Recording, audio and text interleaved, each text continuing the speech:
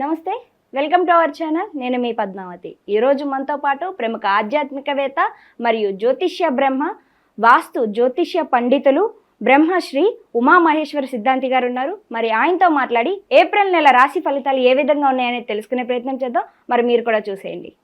నమస్కారం గురువుగారు. ఆయుష్మాన్ భవ. గురువుగారు, ఏప్రిల్ నెలలో తులారాశి వారికి ఎటువంటి ఫలితాలు కనిపిస్తున్నాయి, అయితే వీరు ఎటువంటి జాగ్రత్తలు తీసుకోవాలి? తులారాశి చిత్త 3, 4 పాదం, స్వాతి 1, 2, 3, 4 పాదం, విశాఖ 1, 2, 3 పాదములు. ఈ యొక్క 9 పాదములు తులారాశిలో ఉన్నాయి. చిత్త 2, 3, 4 పాదాలు తులారాశిలో ఉన్నాయి కాబట్టి చిత్తా నక్షత్రంలో ఉన్న తులారాశి వారికి శుభదాయకమైన ఫలితములు మనం చెప్పుకోవచ్చు. ఎందుకు చెప్పుకోవచ్చు? ఈ తులారాశికి సప్తమ స్థానాధిపత్యాన్ని వహించిన వాడు, మేషరాశికి అధిపతి అయిన వాడు కుజుడు, శత్రువే. కానీ 3, 4 పాదముల్లో ఉన్న వాళ్ళు మాత్రం శుభదాయకమైన ఫలితములు వ్యాపారంలో వస్తున్నాయి. స్వాతి నక్షత్రం 1, 2, 3, 4 పాదాలు ఏమీ బాగోలేదు. కానీ ఈ యొక్క మాసము యందు మార్పు చెంది షష్టగ్రహ కూటమి నుంచి బయటపడి పంచగ్రహ కూటముల్లో ఉంటుండగా ఈ యొక్క రాశి మీద ఏ గ్రహ దృష్టి లేనందువలన శుభదాయకమైన ఫలితాలు పొందుతున్నారు స్వాతి జాతకులు కూడా. ఇక్కడ స్వాతి నక్షత్ర జాతకులకి చెప్పుకోవాల్సింది మంచి ఫలితాలు మనం చెప్పుకుంటాం. విశాఖ 1, 2, 3 పాదాలు చాలా ఇంపార్టెంట్. విశాఖ 1, 2, 3 పాదాలు గురించి మనం చెప్పుకుందాం. తులారాశిలోనే ఉన్నాయి, అంటే తులారాశి జాతకులే. ఈ యొక్క విశాఖ 1, 2, 3 పాదాలు వాళ్ళు కుయుక్తి మనస్తత్వం కలిగిన వారుగా ఉంటారు. అంటే సంకుచిత భావం. ఓకే, ఎదటి వాడు బాగుపడకూడదండి, పైకి మాత్రం అయ్యో మీరు చాలా మంచివారండి అని మాత్రమే చెప్తారు, బాగుపడకూడదు. ఇందులోని వ్యాపార రంగంలో ఉన్నవారి గురించి చెప్పుకోవాలి. వ్యాపార రంగంలో ఉన్నవారు దైవతత్వాన్ని ఎక్కువగా అవలంబిస్తారు, మనసులో మాత్రం సంకుచిత భావం ఉంటుంది.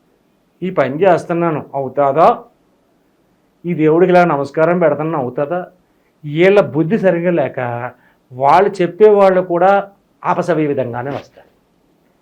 వీళ్ళ చేత వేలకు వేలు లక్షలు ఖర్చులు చేసి వీడు కూడా కొంత బొక్కి వీడికి నష్టాన్ని చూపిస్తారు.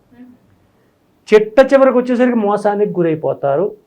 ఈ యొక్క విశాఖ 1, 2, 3 పాదముల వారు, తులారాశి వారు నష్టాన్ని చూస్తారు. ప్రతి వాడితోటి మోసగాతనానికి గురవుతారు. పైకి మాత్రం వచ్చి వాళ్ళ అయ్యి బాబు మీరండి చాలా గొప్పవారండి అని చెప్పేసి వీళ్ళ ముందు పూడేస్తారు అని ముంచేస్తారు. ఆ మోసగాతనానికి గురైపోయి నష్టపోతారు. ఈ నష్టపోయిన వారిని నష్టజాతకులు అనాలా కష్టజాతకులు అనాలా అర్థం కాదు మా బోటి వాళ్ళకి. ఇటువంటి ఫలితములు విశాఖ నక్షత్రానికి కలిగిన వారికి వస్తున్నాయి.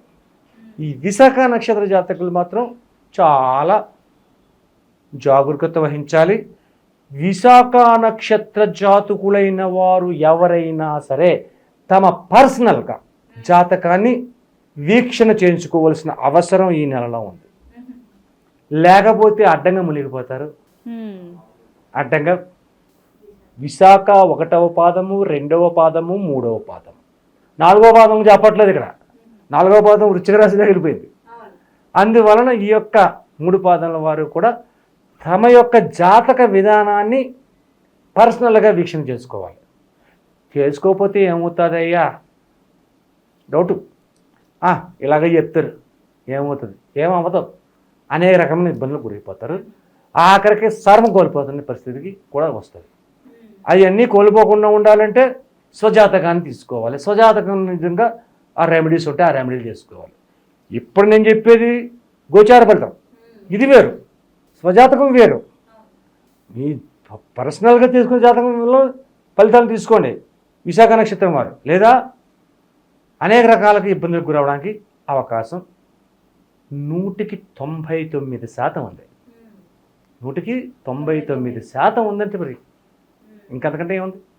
సరే, చిత్త 3-4 పదాలు స్వాతి నక్షత్రానికి సంబంధించిన తులారాశి గోచార ఫలితం ఏ రకంగా ఉంది?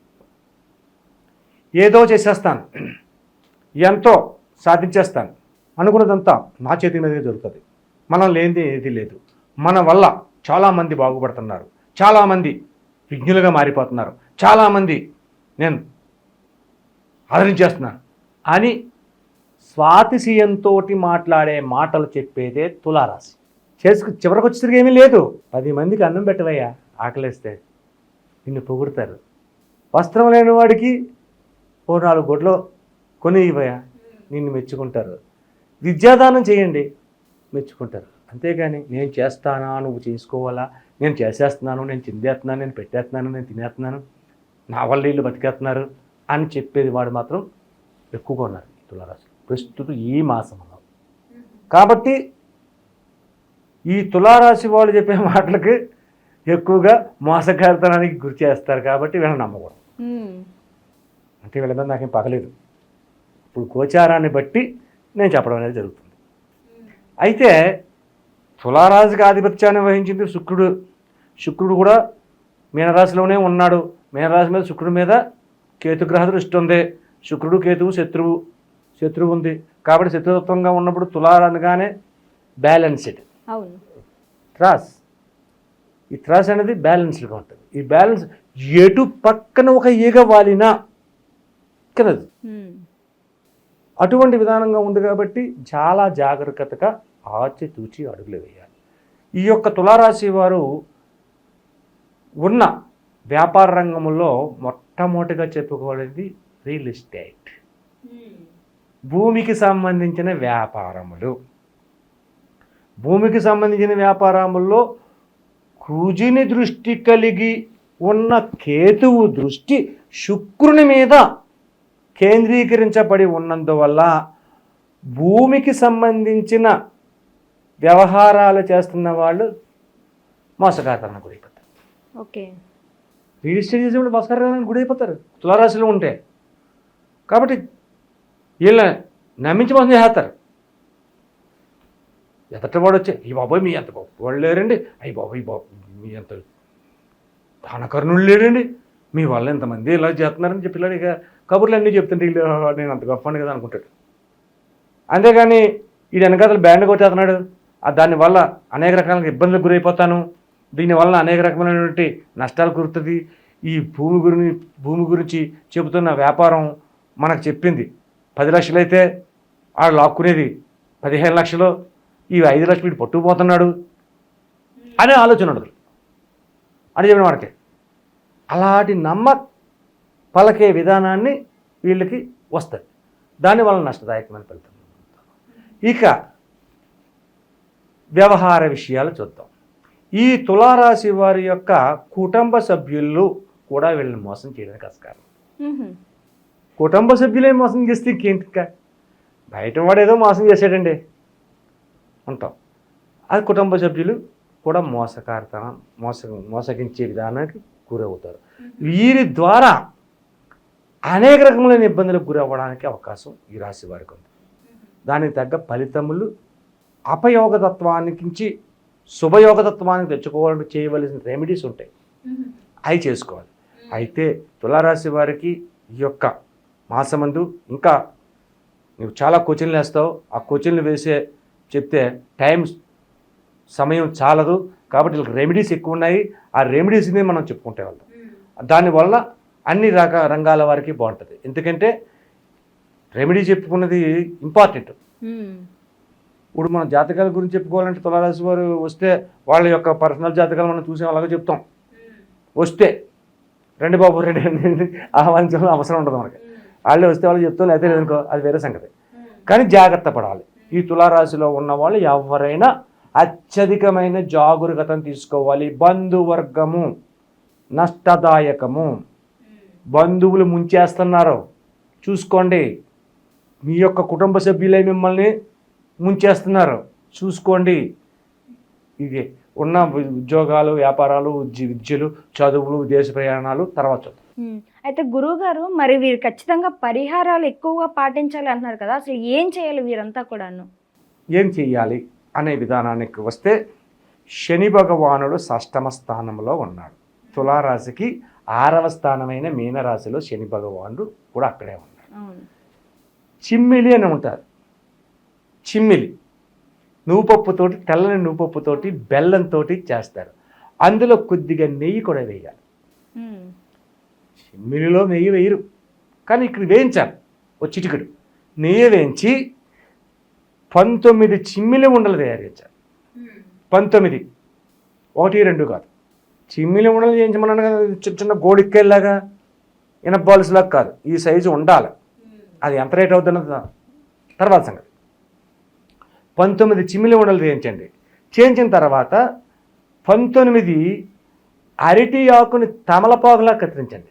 అరటి ఆకు ఉంటుంది కదా, దానిని తమలపాకు ఎలా ఉంటుంది, ఓవల్ షేప్లో ఉంటుంది. ఆ ఓవల్ షేప్లో కత్తిరితో కట్ చేయాలి.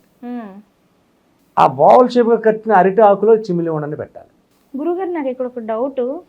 తమలపాకు షేప్ లో అరిటాకుని కట్ చేసే బదులు తమలపాకులోనే పెట్టకూడదు. పెట్టకూడదు. తమలపాకు ఈనులు ఉంటాయి. తమలపాకుకి ఈనులు ఉంటాయి. తమలపాకులకి ఈనులు ఉన్నందువల్ల ఈ శని భగవానుడికి పెట్టే నివేదన విధానానికి దానికి పడని విధానం వస్తుంది. అందుకని తమలపాకు పనికిరాదు. అరటి ఆకు కావాలి. శుభప్రదాయమైనది అరటి ఆకు. అరటి ఆకులో పెట్టండి. తమలపాకు షేప్లో అంటే రావి ఆకు కూడా తమలపాకు షేప్లోనే ఉంటుంది. ఇలాగ ఒక ఆటిన్ షేప్లోని ఏదో ఉంటుంది. అలా కొంచెం కట్ చేసుకోవడం పెద్ద సమస్య ఉంది. ఒక 19 ఆకుల కింద కట్ చేస్తారు. ఆ 19 ఉండల్లో పెట్టండి. అది అయిపోయిన తర్వాత శనివారం నాడు ఉదయాన్నే లేవండి. శనివారం నాడు ఉదయాన్నే లేచి శివాలయంలో కలిగినటువంటి నవగ్రహముల దగ్గరికి వెళ్ళండి. ఒక 100 గ్రాములు నువ్వుల నూనెను పట్టుకెళ్ళండి. ఒక అరటి ఆకు ముక్కని పట్టుకెళ్ళండి. నల్లటి బెల్లాన్ని పట్టుకెళ్ళండి. నల్లటి బెల్లం, అగరవత్తులు, ఆర్తకర్పూరం, ఈ యొక్క నువ్వుల నూనె, ఇన్ని నల్లటి నువ్వులు, ఒక 50 గ్రాములు నల్లటి నువ్వులు పట్టుకుని వెళ్ళండి. నవగ్రహముల దగ్గరికి వెళ్ళి ఆ పదులుగత చెప్పండి. సంకల్పం చెప్పి ప్రదక్షిణలు చేపిస్తాడు. ఒక నల్లని వస్త్రాన్ని శనేశ్వరునికి కప్పండి. కప్పిన తర్వాత ఈ యొక్క ఆయిల్ని ఆ విగ్రహం మీద పోయండి. ఆ పూజింత మంత్రాలు చదువుతాడు, సంకల్పం చెప్పి ఏదో చేస్తాడు, అష్టోత్తరం చదువుతాడు పంతులు గారు. ఆ తర్వాత అయిపోయిన తర్వాత ఈ యొక్క బెల్లం ఆకులో పెట్టి ఈ బెల్లము నువ్వులు అక్కడ నివేదన చేపిస్తాడు. అయిపోద్ది. అయితే 19 పుష్పాలు చేత్తో పట్టుకొని, పూజకు ముందు 19 పుష్పాలు చేత్తో పట్టుకొని 19 ప్రదక్షిణ చేయండి. మీ ఇష్టం, మీ ఇష్టదైవాన్ని ప్రార్థించండి. ఓం నమ శివాయ అనుకోండి, ఓం మాత్రేయ నమః అనుకోండి, ఓం వెంకటేశాయ నమః అనుకోండి, ఓం శ్రీ ఆంజనేయాయ నమః అనుకోండి. మీ ఇష్టం, మీ ఇష్టదైవాన్ని ప్రార్థించుకుంటా ఓం మాత్రేయ నమః, ఓం మాత్రేయ నమః, ఓం మాత్రేయ నమః, ఓం నమ శివాయ, హరహర మహాదేవ, శంభో శంకర అనుకోండి. తప్పే ఉంది.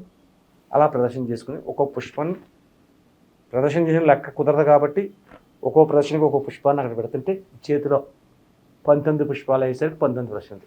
ఆ తర్వాత పూజా కార్యక్రమం అయిపోయిన తర్వాత ఇంటికి రావడం కానీ, లేదా అక్కడ ఏదైనా నది ఉంటే నదిలో కానీ, లేదంటే ఒక పైపు దగ్గర కానీ శుభ్రంగా తలస్నానం చేయాలి. ఒంటి మీద ఉన్న దుస్తులు ఏవైతే ఉన్నాయో అవి విసర్జించాలి. చాలామందికి చేతులకి తాళ్ళు అనేవి ఇలాంటివి ఉంటాయి, మొలతాళ్ళు అనేవి, అవి కూడా తీసి బయటపడేసి కొత్తవి తీసుకోవాలి. తీసుకున్న తర్వాత శనివారం నాడు ఉదయాన్నే వచ్చి శివాలయంలోని అభిషేకాన్ని చేయించాలి. అభిషేకాన్ని చేసే ముందు ముఖ్యంగా ఆవు పాలు పెరుగు తేనెయ్యేటువంటి సామాగ్రి అందుతో పాటు పచ్చకర్పూరం అనేది దొరుకుతుంది. ఆ పచ్చకర్పూరాన్ని శుభ్రంగా పౌడర్ కింద చేసి దానిని నీళ్ళల్లో కలిపి, వీలైతే మీ ఇంటిలో గంగాజలం ఉంటే ఆ గంగాజలాన్ని కొద్దిగా ఆ నీళ్ళలో మిక్స్ చేసి అభిషేకాన్ని చేయించాలి. అభిషేకం చేసిన తర్వాత మల్లె పువ్వులతోటి దండ చేసి వేయాలి. అయిపోయింది. ఇక్కడ నివేదన జరగాలి. ఈశ్వరుడికి, పరమేశ్వరుడికి నివేదన జరగాలి అంటే అరటి పళ్ళు, కొబ్బరికాయ, యాపిల్ పళ్ళు, కమలాలు, ద్రాక్ష ఎన్ని వచ్చినాయి? 5 వచ్చాయి. అరటిపళ్ళు, కొబ్బరికాయ, కమలాలు, ద్రాక్ష, యాపిల్. ద్రాక్ష అంటే ఇందులో చాలా అనుమానం వస్తుంది. తెల్ల ద్రాక్ష ఉన్నది, ఎర్ర ద్రాక్ష ఉంది, నల్ల ద్రాక్ష ఉంది కదండి. నల్ల ద్రాక్ష పళ్ళు పెట్టాలి. నల్ల ద్రాక్ష పండు కన్నా శ్రేష్టమైంది అల్ల నేరేడు పండు. దొరికితే చాలా మంచిది. దొరకకపోతే నల్ల ద్రాక్ష నివేదన చేయాలి. నివేదన చేసిన తర్వాత పంచామృతాలతో అభిషేకం చేసిన వచ్చిన జలం ఉంటుంది. అది ఒక గ్లాసులో పోసి అక్కడ ఉన్న భక్తులకు మీ చేతులతో ఇవ్వాలి. మేము అభిషేకం చేసాం కదండి, మేము అలసిపోయామని కూర్చుంటాం, మంత్రులు గారు ఇచ్చేస్తారు అంటే కుదరదు. మీ చేతుల్లో ఉండడం జనాలకు ఇవ్వాలి. అలాగే ఈ యొక్క అరటిపళ్ళు ఏ పట్టుకెళ్ళి ఎంతమందికి వస్తే అంతమందికి నివేదన వాళ్ళకి సమర్పించుకోవాలి. వచ్చిన తర్వాత ఇంటికి వచ్చిన తర్వాత ఆయిల్ లేని ఫుడ్ తినాలి. వీళ్ళు ఆయిల్ ఎట్టి పరిస్థితుల్లో ముట్టుకోకూడదు. ఎట్టి పరిస్థితుల్లో ఆయిల్ అనేది ముట్టుకోకూడదు. అది అలా మధ్యాహ్నం భోజనం చేయాలి. ఆ తదుపరి మధ్యాహ్నం నిద్రపోకుండా ఉండాలి. మధ్యాహ్నం నిద్రపోకుండా లలితా సహస్రనామ పారాయణ చేయాలి, లేకపోతే వినాలి. లలితా సహస్రనామ పారాయణ చాలా అవసరం ఇక్కడ. అది జరిగిన తర్వాత మధ్యాహ్నం నిద్రపోకుండా ఉండాలి. సాయంత్రం అయ్యేసరికి మధ్యాహ్నం నిద్రపోకుండా మధ్యాహ్నం భోజనం జరిగింది కదా, సాత్వికాహారంగా ఆయిల్ లేని ఫుడ్. సాత్వికాహారం అంటే ఆయిల్ లేని ఫుడ్ ఎంత చెప్పుకున్నాం, పచ్చి పులుసు అన్నట్టుగా, లేదా ఒత్తి పెరుగన్నం. ముఖ్యంగా పెరుగన్నమే తింటాను అంటే అందులో నల్ల ద్రాక్ష పళ్ళు, దానిమ్మ గింజలు ఉంటాయి, ఎర్రగా ఉంటాయి, కుజినికి సంబంధించింది. అవి అందులో మిక్స్ అయ్యి అది తినాలి. ఎంత తింటే బాగుంటుంది, నిమ్మకాయ పచ్చడి రాసుకుంటే చాలా బాగుంటుంది అనుకుంటారేమో. నిమ్మకాయ పచ్చడిలో ఆయిల్ ఉంటుంది, అవి ఏం పనికిరావు. అటువంటి భోజనం చేయాలి. మధ్యాహ్నం నిద్రపోకూడదు. సంధ్యా సమయం చంద్రోదయం అంటే రాత్రి 7 గంటలు. మళ్ళా శివాలయానికి వెళ్ళాలి. పంచముఖ పాల దీపం అనేది ఉంటుంది. అంటే శివాలయానికి వెళ్తున్నప్పుడు నువ్వు 3 మట్టి ప్రమిదలు పట్టుకెళ్ళాలి. 3 మట్టి ప్రమిదలో ఒక చిన్న పాల ప్యాకెట్, ఎక్కువ అది మాత్రం పాలు ఉండేది, పాలు కొంచెం మర్రిపిండి, ఒక 2 రావి ఆకులు, 2 రావి ఆకులు, ఒక బెల్లం మొక్క, తెల్లటి బెల్లం, నల్ల బెల్లం పొద్దునెట్టు. అవును శనీశ్వరికి పొద్దునెట్టు. ఇప్పుడు తెల్ల బెల్లం కావాలి, తెల్లటి బెల్లం కావాలి. నలుపుల ముక్క ఉంటుంది కదా, తెల్ల బెల్లం ముక్క, అది పట్టుకెళ్ళడం. ఒక 2 తమలపాకులు, ఒక ఒక్క పొడి కాదు, ఇవన్నీ పట్టుకుని వెళ్ళాలి. ఒక చిన్న ఆవు నెయ్యి ప్యాకెట్ వెళ్ళి ఈ యొక్క 3 ప్రమిదలకి పసుపు రాయండి. ఒక ప్రమిదిలోని కింద అష్టదళ పద్మం వేయండి పిండితోటి. దాని మీద ఇన్ని బియ్యపు గింజలు వేయండి. ఆ బియ్యపు గింజల మీద ఈ ప్రమిది పెట్టండి. ఆ ప్రమిదిలో పాలు పోయండి, పచ్చి పాలు. దాన్ని నిండుగా పోయండి. నిండుగా పోసిన తర్వాత దాని మీద మళ్ళీ ఇంకో ప్రమిది పెట్టండి. ఆ ప్రమిదిలో 5 ఒత్తులు పెట్టండి, కాడ ఒత్తులు 5 ఒత్తులు పెట్టండి. అందులో ఆవు నెయ్యి పోయండి. ఆవు నెయ్యి పోసి ఆ ప్రమిదిని 5 ఒత్తులు అగ్గిపుల్లతోటి అగరబత్తుని వెలిగించి ఆ అగరబత్తుతోటి ఈ 5 ఒత్తులు వెలిగించాలి. పంచకన్యలు భూమేచ భూమిపుత్రేచ అగ్నేచ అగ్నిపుత్రేచ వాయేచ వాయుపుత్రేచ జలేచ జలపుత్రేచ అంబరేచ అంబరేపుష అంటే పంచకన్యల ఆవాహన జరిగింది. ఆ పంచకన్యలు పాలల్లో పెట్టాం, అంత శుభదాయకం. ఎప్పుడైతే అది జరిగిందో ఒక ఒత్తు వెలిగించారు, 2వ ఒత్తు వెలిగిస్తుంటే అగ్గిపుల్ల అగరబత్తి ఆరిపోయింది. ఈ ఒత్తుతో మళ్ళీ చూపించకూడదు, మళ్ళీ అగ్గిపుల్లతో వెలిగించాలి. అప్పుడు దాన్ని వెలిగించాలి.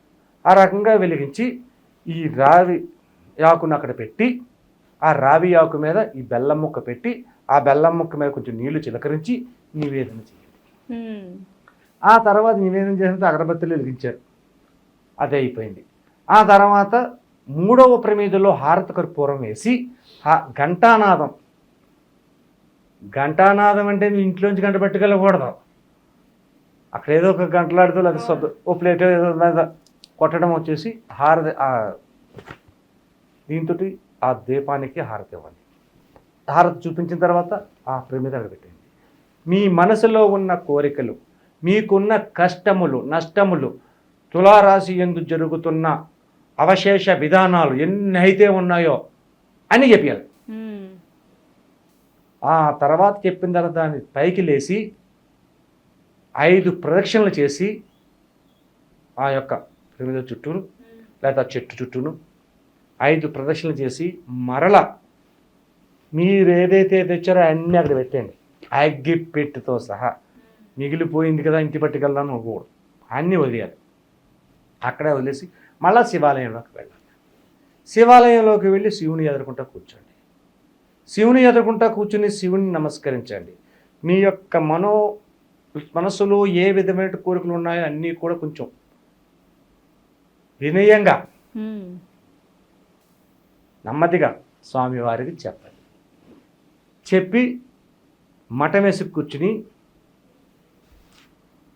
హృదయం కింద నాభి స్థలము దగ్గర ఈ యొక్క 2 బొటన వేళ్ళని ఇలాగ ఎదరకి పెట్టి రామనామ మంత్రాన్ని చదవండి. శ్రీరామ జయ రామ జయ జయ రామ అని 10 నిమిషాలు 20 నిమిషాలు చేసిన తర్వాత అక్కడి నుంచి లేచి వచ్చేయండి. మీరు కొబ్బరికాయ కొట్టారు కదా, మీకు ఒక కొబ్బరి చెక్క ఇస్తారు. మీరు తినగలితే అక్కడ తినేయండి, తినలేకపోతే అక్కడ వదిలేయండి. ఏ విధమైన వస్తువు కూడా మీరు తీసుకురాకూడదు. మీరు ధనాన్ని పట్టుకెళ్ళి జేబులో వేసుకుని ధనం మిగిలింది, ఆ ధనాన్ని కూడా తేకూడదు. ఆ హుండీలో వేసేయాలి, లేదంటే ఎవరికి ఇచ్చేయాలి. కాబట్టి మీకు ఎంతవరకు అవసరమో ఏది అవసరమో అంతే పట్టుకెళ్ళాలి వెళ్ళే ముందు. తర్వాత ఇంటికి వచ్చేయండి. ఇంటికి వచ్చిన తర్వాత మరలా భోజనం ఉండదు. ఏదైనా ఆయిల్ లేని ఫుడ్ కాబట్టి తినకూడదు, కాబట్టి ఆయిల్ లేని ఫుడ్ తీసుకోమన్నాం కాబట్టి పళ్ళు పాలు లాంటివి తీసుకోవాలి. తీసుకుని కింద నిద్రపోవాలి. ఆ రోజు బ్రహ్మచర్య దీక్షను పాటించాలి. ఆ యొక్క బ్రహ్మచర్యంగానే ఉండాలి. భార్యాభర్తలైనా సరే ఎవరు కూడా కలిసి ఉండకూడదు. అటువంటి విధంగా ఉండాలి. ఉదయాన్నే లేచిన తర్వాత మీ యొక్క దినచర్యని ప్రారంభిస్తారు. ఈ విధమైనటువంటి రెమెడీని ఎవరైతే పాటిస్తారో వారికి ఈ యొక్క విధానాల్ని చేసినందువల్ల ఈ యొక్క తులారాశిలో ఉన్నటువంటి అపయోగ్యతాభావములన్నిటినీ కూడా తొలగించుకుని శుభదాయకమైన ఫలితములు పొందుతారని చెప్పేసి వ్యాస మహర్షి చెప్పిన విధానం ఇది. ఇది వాళ్ళు చెప్పింది కాదు, వ్యాసుడు చెప్పాడు. మహాభారత కాలంలో ఎవరికి చెప్పారు అంటే భీష్ముడికి చెప్పాడు. భీష్ముడేమో ధర్మజుడు చెప్పాడు, ధర్మజుడేమో కృష్ణుడు చెప్పాడు అన్నమాట. అలా కదులుతూ వస్తుంది. ఆ రకమైనటువంటి ఫలితాలు పొందుతారు. కాబట్టి ఈ యొక్క పంచముఖ పాలదీపం యొక్క ప్రాముఖ్యత ఇంత అంతా కాదు. కాబట్టి ప్రతి వాళ్ళు పాటించండి, చేయండి. అలాగే తులారాశి వారు ముఖ్యంగా తమ స్వంత స్వయజాతకాన్ని తెలుసుకోవడానికి ప్రయత్నించండి. మాకు సంప్రదించండి. అవసరమైతే మమ్మల్ని కలవండి, లేకపోతే ఫోన్ ద్వారా సంప్రదించండి. తప్పనిసరిగా పరిహారానికి ఇవ్వగలుగుతాం. చాలా చక్కగా వివరించారు. తులారాశి వారికి ఎటువంటి పరిహారాలు చేసుకోవాలనే విషయంలో మాత్రం ప్రతిదీ కూడా వివరించి చాలా బాగా చెప్పారండి. ధన్యవాదాలు. ఆయుష్మాన్.